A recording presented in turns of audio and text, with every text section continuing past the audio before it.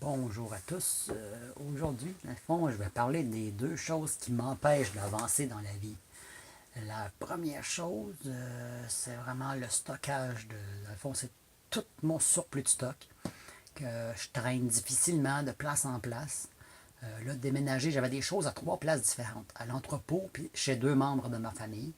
Là, j'ai décidé de tout ramener à la même place.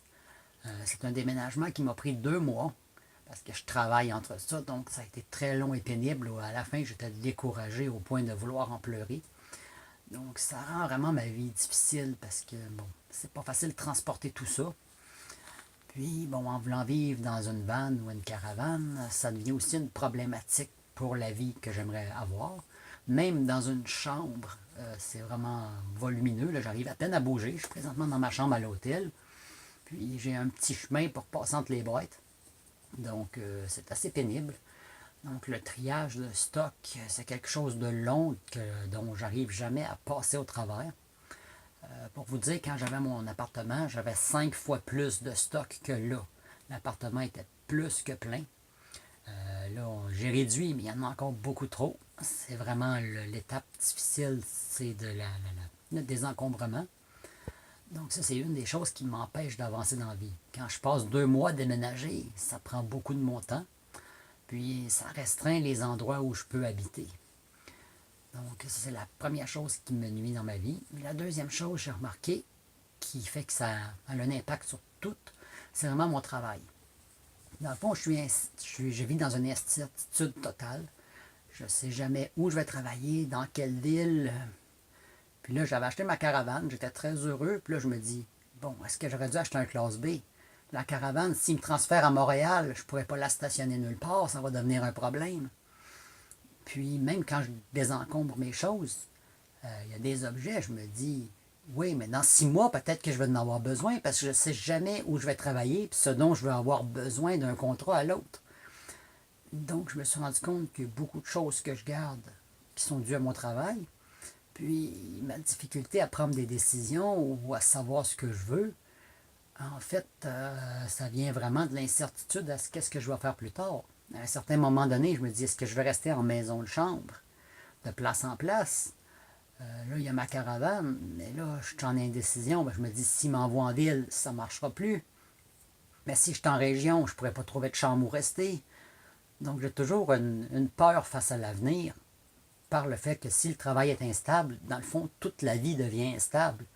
Puis même pour rencontrer quelqu'un, quelle femme va vouloir soit déménager à tous les 3 mois ou passer des mois et des mois, peut-être même des années, sans voir son conjoint? Il n'y a pas beaucoup de femmes qui vont endurer ça.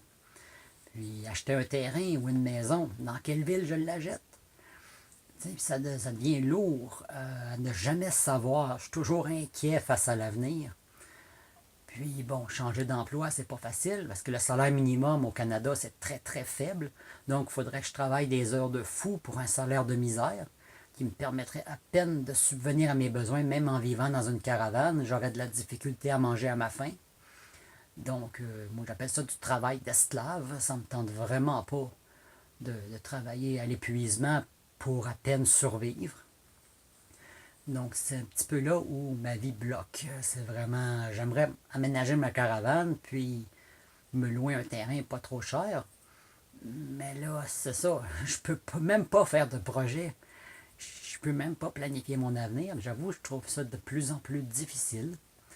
Là, j'ai commencé à faire de la vente réseau, du MLL, quelque chose comme ça. Des huiles doTERRA, en espérant que, bon, ça puisse peut-être m'apporter de quoi subvenir à mes besoins. On verra si ça fonctionne. Mais c'est d'essayer de trouver une alternative qui va me permettre de vivre avec plus de stabilité. Parce que j'avoue qu'en ce moment, je suis un peu découragé. Bon, j'ai plein d'idées, plein de projets, mais c'est des projets que je ne peux pas réaliser parce que je ne sais pas où je vais être dans 3 mois, dans 6 mois. Donc, ma vie est toujours sur le stand-by. Je suis toujours en attente. Bon, qu'est-ce que je fais? Je ne sais jamais quoi faire parce que je ne sais pas ce qui va arriver dans 3 mois. C'est un petit peu ça, là. C'est les deux choses qui m'empêchent, qui me bloquent dans ma vie. C'est le désencombrement et mon travail. Pour ce qui est du désencombrement, ben, j'essaie de faire un effort là, en ayant tout rapporté toutes mes choses à la même place. Ça va m'aider à faire un ménage que quand c'était éparpillé un peu partout. Puis j'ai quand même bien avancé parce que, bon, comme quand j'avais un appartement, c'était plein. Donc j'avais 4 à 5 fois plus de choses que ce que j'ai là. Donc j'ai quand même une bonne amélioration.